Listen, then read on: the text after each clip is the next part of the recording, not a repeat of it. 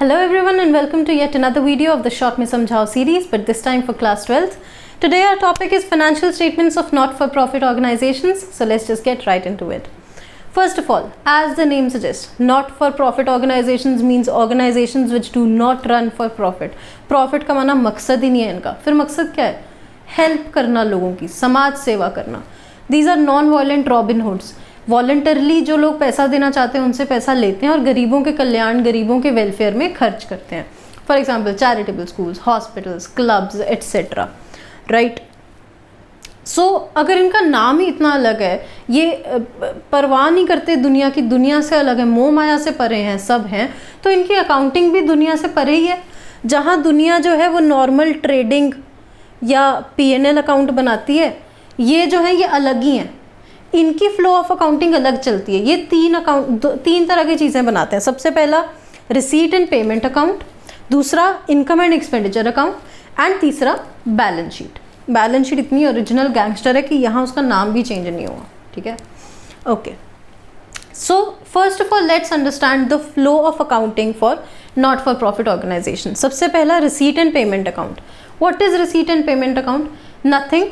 It is a summary of cash and bank transactions incurred during the entire year.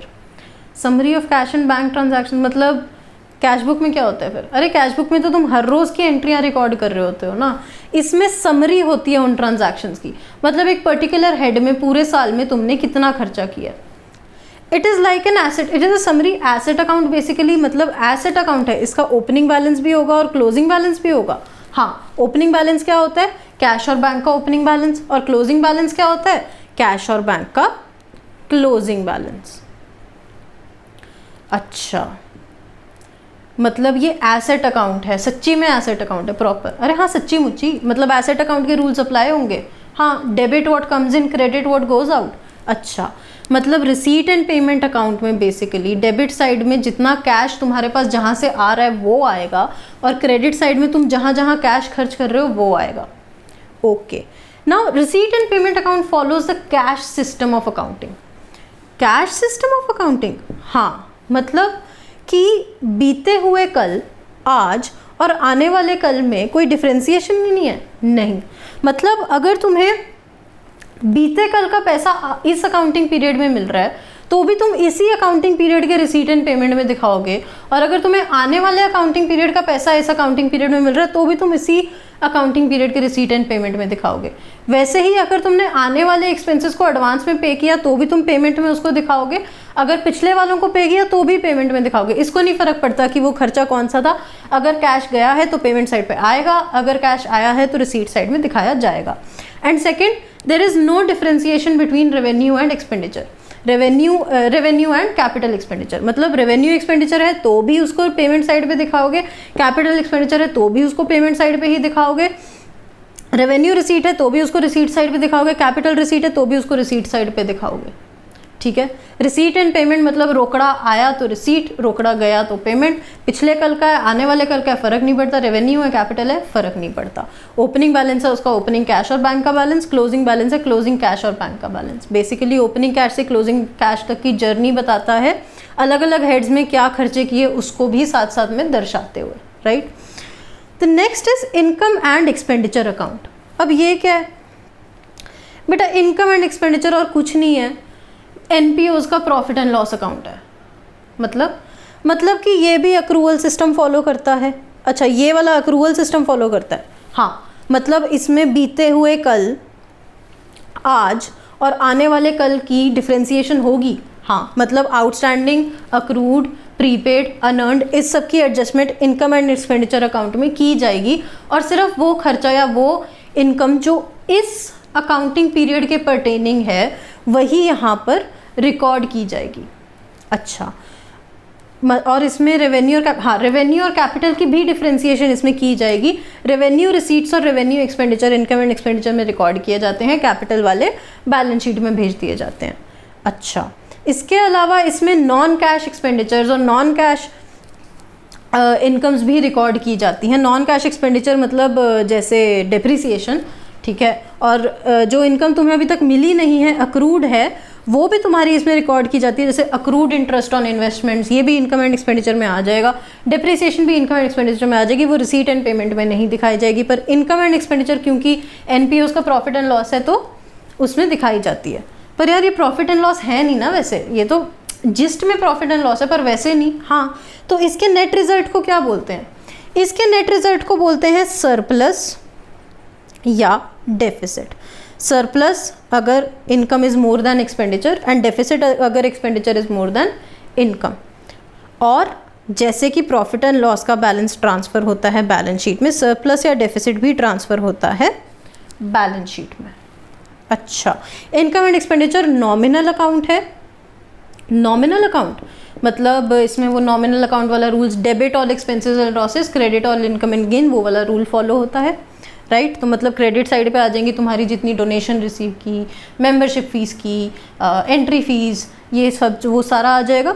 और expenditure side में आएगा तुम्हारे, debit side में आएगा तुम्हारे एक्सपेंडिचर जो कि हैं तुम्हारे सारे खर्चे, जैसे कि rent, salary, wages, repair etcetera etcetera. Okay, उसके बाद जो नेक्स्ट स्टेप है that is balance sheet. Balance sheet nothing, asset और लाइबिलिटी की पोजीशन बताता है। एसेट साइड पे सारे एसेट्स आ जाएंगे, लाइबिलिटी साइड में लाइबिलिटी आ जाएगी प्लस कैपिटल आ जाएगी।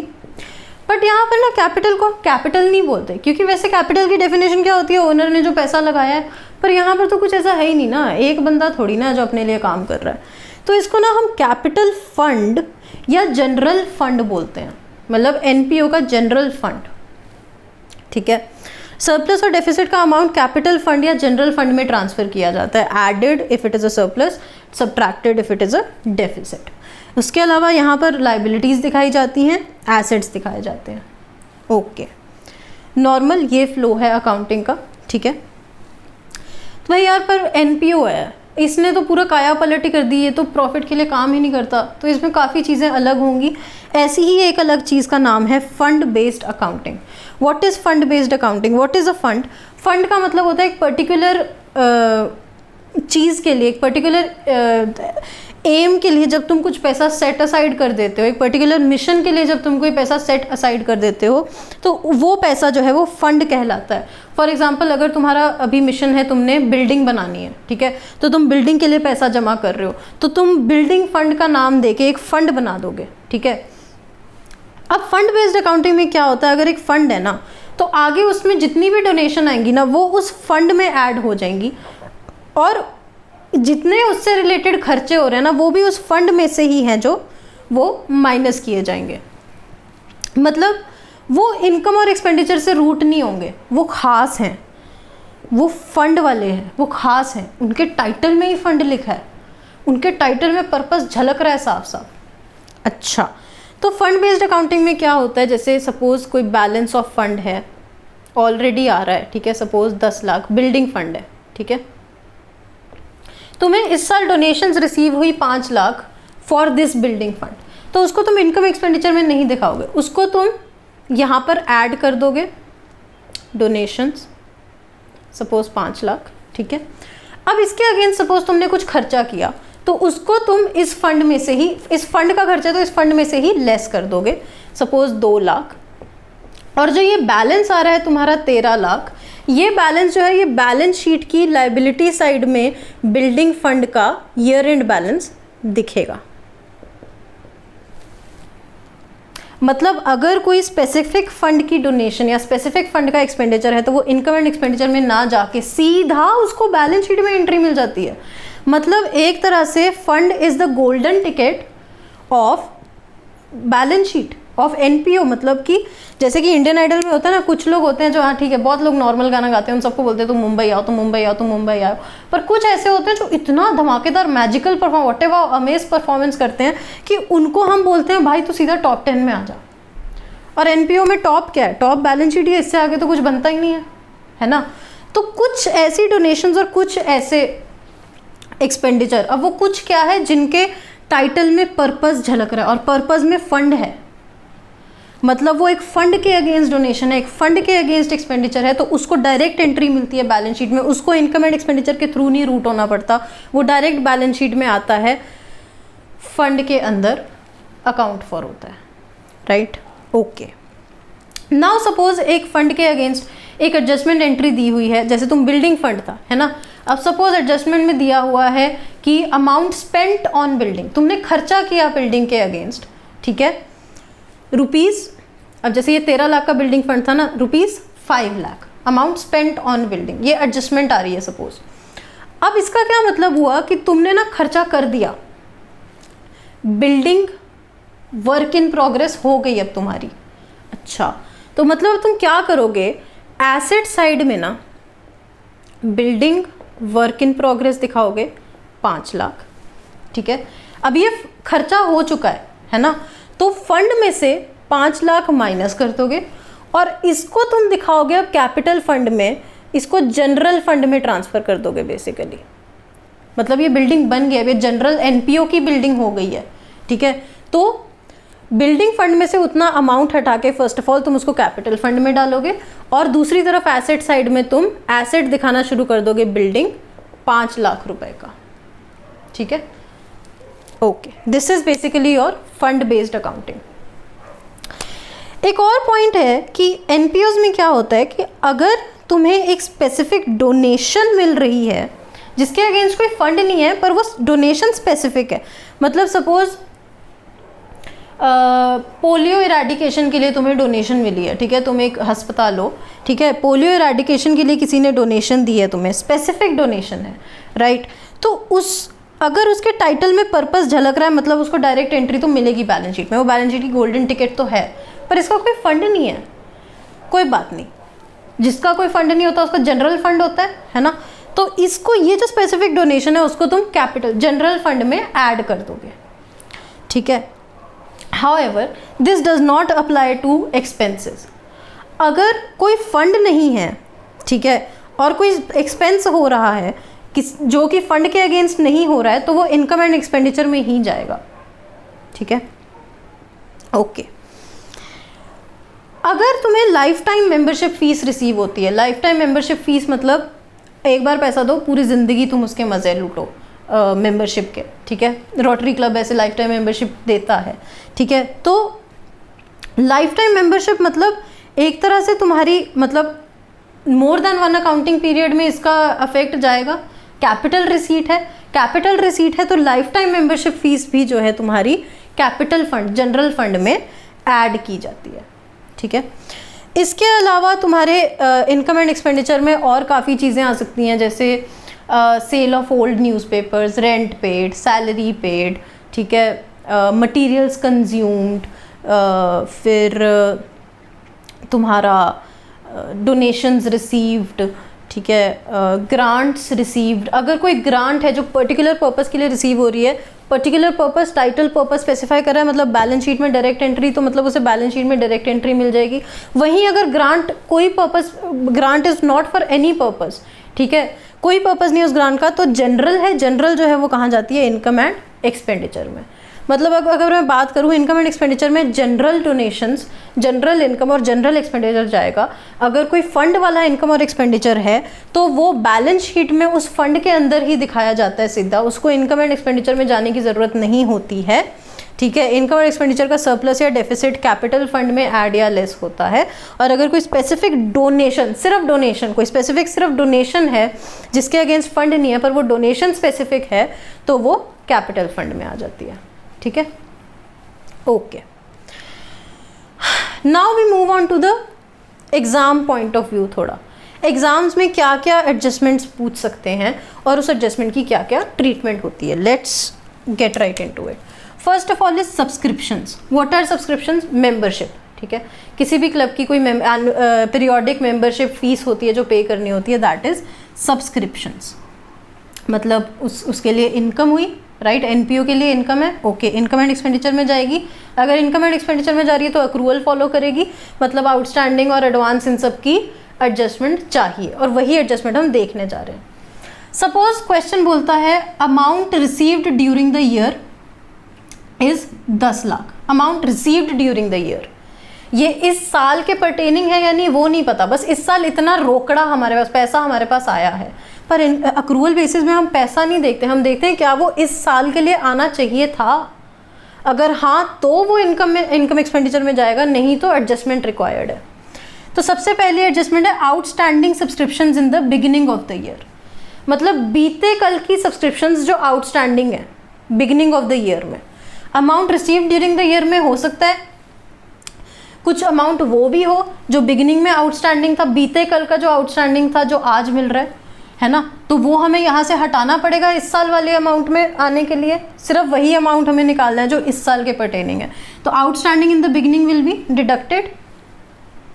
Outstanding subscriptions in the end of the year, मतलब आज की वो सब्सक्रिप्शंस जो हमें मिली नहीं पर है तो आज की, इस अकाउंटिंग पीरियड के पर्टेनिंग है, हाँ मिली नहीं, हाँ पर अक्रूवल सिस्टम में हम मिलने का कुछ देखते हैं नहीं, हम सिर्फ देखते हैं पर्टेनिंग टू दिस पीरियड होना चाहिए, तो ये चीज़ जो है ऐड हो जाएगी outstanding in the end.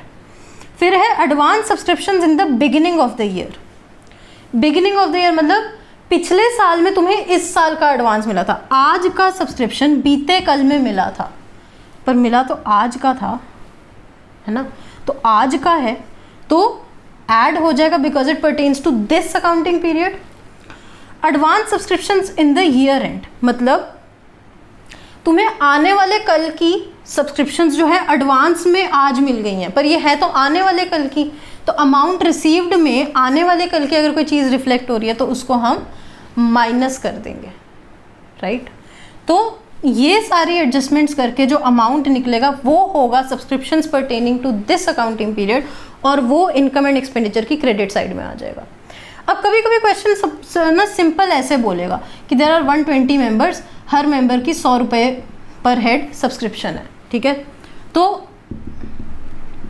Total subscriptions कितनी होनी चाहिए एक साल की 12,000, वही 12,000 का जो वो है सीधा इनकम एक्सपेंडिचर में चला जाएगा, उस केस में एडजस्टमेंट करने की कोई ज़रूरत ही नहीं है। पर अगर तुम्हें बोल रहा है वो क्वेश्चन में amount received during the year, है ना, तो उस केस में अमाउंट रिसीव्ड में बिगिनिंग की आउटस्टैंडिंग, एंड की आउटस्टैंडिंग, बिगिनिंग का एडवांस, एंड का एडवांस एडजस्ट करने की ज़रूरत है। अगर बीते कल का आज मिल रहा है तो वो हटाया जाएगा, अगर आज का मिला नहीं है वो ऐड किया जाएगा, अगर बीते कल में जो आज का मिला था advance in the beginning of the year वो ऐड किया जाएगा, अगर आने वाले कल का आज मिल रहा है advance in the end of the year वो माइनस किया जाएगा, राइट। ये था subscriptions, okay. Second is material consume, पर उससे पहले कभी कभार क्या होता है कुछ सब्सक्रिप्शंस राइट ऑफ करनी पड़ती हैं, वो जो राइट ऑफ करते हैं ना सब्सक्रिप्शंस उसको हम इनकम एंड एक्सपेंडिचर में ना डेबिट साइड में दिखाते हैं, ठीक है, income and expenditure to subscriptions written off, ठीक है, और आउटस्टैंडिंग में से भी उनको डिडक्ट किया जाता है, ठीक है, ओके। उसके बाद है अगला तुम्हारा material consumed. Income and expenditure जैसा मैंने बोला अक्रूवल पे चलता है, अक्रूवल का मतलब होता है इस पीरियड के परटेनिंग जो खर्चे हैं हमें वो बताओ, ठीक है। तो वैसे ही अगर हम मटेरियल्स की बात करें, जैसे सपोज अगर कोई स्पोर्ट्स एकेडमी है जो एनपीओ है, ठीक है, तो स्पोर्ट्स एकेडमी के लिए स्पोर्ट्स मटेरियल होते हैं, शटल कॉक्स वगैरह ये सब, ठीक है, जो वो एक पर्टिकुलर पीरियड के दौरान कंज्यूम करती है। इनकम एंड एक्सपेंडिचर में हम देखते हैं कि कितना उसने उस अकाउंटिंग पीरियड में यूटिलाइज किया है, कंज्यूम किया है, और वो कंजम्पशन जो है वो हम चार्ज करते हैं, राइट।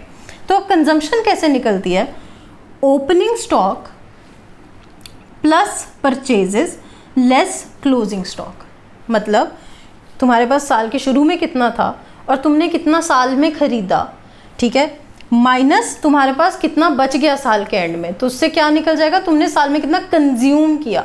तुम्हें खरीदे हुए से मतलब नहीं है, कंजम्पशन मतलब है, तो वो कंजम्पशन जो है तुम्हारी एक्सपेंडिचर में चार्ज होती है, डेबिट होती है, right. Opening stock plus purchases less closing stock. अब कभी कभी क्या होता है ना कि ये जो कभी कभी क्या परचेजेस कैश में भी हो सकती हैं, क्रेडिट में भी हो सकती हैं, राइट। अब सपोज तुम्हें क्वेश्चन जो है ओपनिंग क्रेडिटर दे रहा है, क्लोजिंग क्रेडिटर दे रहा है, और साथ में तुम्हें दे रहा है amount paid to creditors.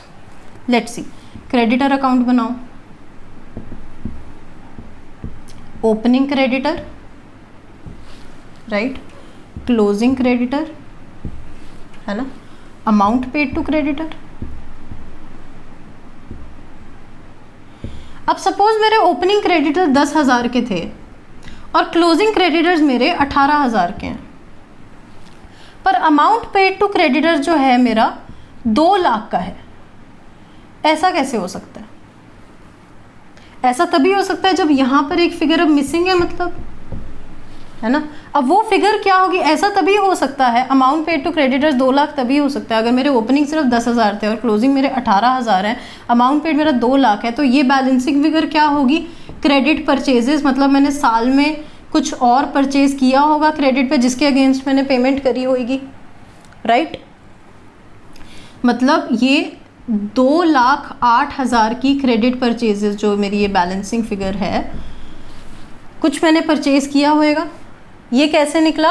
Closing creditors plus amount paid minus opening creditors, है ना।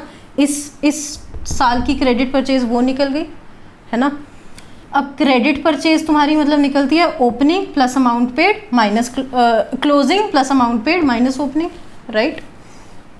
अब आ जाओ, अगर तुम्हें क्वेश्चन बोलता है amount paid is suppose 1 lakh, ठीक है, ओपनिंग स्टॉक तुम्हारा ऐड हो जाएगा क्योंकि ओपनिंग स्टॉक ऐड होता है, उसमें परचेजेस ऐड होती हैं और उसमें से क्लोजिंग स्टॉक माइनस होता है ना। तो ओपनिंग स्टॉक और क्लोजिंग, ओपनिंग स्टॉक को तुम ऐड कर दोगे, उसमें क्लोजिंग स्टॉक माइनस कर दोगे, है ना। अब ये अमाउंट पेड 2 जगहों पे हो सकता है, या तो कैश परचेज हो सकती है या तो क्रेडिटर्स पेड हो सकते हैं, है ना।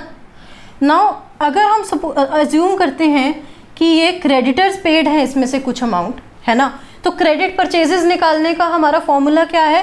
Amount paid plus closing creditors minus opening creditors, उसकी बैलेंसिंग फिगर निकलती है हमारी क्रेडिट परचेज, है ना।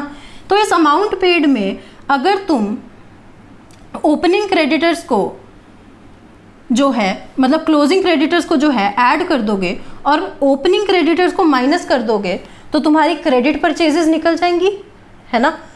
और बाकी अगर कोई अमाउंट कैश परचेजेस का होगा तो वो तो ऑलरेडी अमाउंट पेड में आ ही रहा है। सपोज अगर मैं एग्जांपल लूँ, 1 लाख का अमाउंट पेड है, ठीक है, जिसमें से 40,000 तुम्हारी कैश परचेज है और 60,000 तुम्हारी पेमेंट टू क्रेडिटर्स है, ठीक है।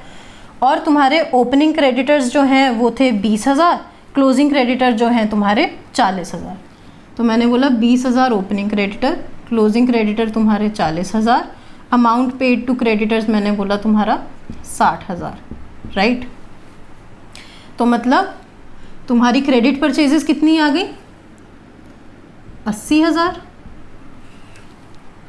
है ना। मतलब ये और ये एडजस्ट करके तुम्हारा परचेजेस अपने आप निकल ही गया, 60, 40 और 20 को एडजस्ट करके, है ना। क्रेडिट परचेजेस वो निकल गई और 40,000 तुम्हारी कैश परचेजेस थी, है ना। तो अगर अमाउंट पेड में से तुम क्लोजिंग क्रेडिटर्स ऐड कर दो और ओपनिंग क्रेडिटर्स माइनस कर दो तो तुम्हारी कैश और क्रेडिट परचेजेस दोनों निकल जाएंगी, मतलब परचेजेस निकल जाएंगी, और परचेजेस में ओपनिंग स्टॉक ऐड करके क्लोजिंग स्टॉक माइनस करोगे तो तुम्हारा कंजम्पशन निकल जाएगा। It is basically like that, okay. तो ये कंजम्पशन जो है इनकम एंड एक्सपेंडिचर में दिखाया जाता है। अगला इज एसेट अकाउंट। अब कभी कभी क्या होगा कि क्वेश्चन बोलेगा कि भाई फर्नीचर है, ठीक है, 40,000 का फर्नीचर है, तुमने पार्ट सेल करी है उसकी 30,000 में, ठीक है, मतलब 40,000 का फर्नीचर 30,000 में बेचा, दैट मीन्स 10,000 के लॉस में बेचा। तो सबसे पहले जो वो लॉस है वो इनकम एंड एक्सपेंडिचर में, एक्सपेंडिचर वाली साइड में चार्ज किया जाएगा, ओके।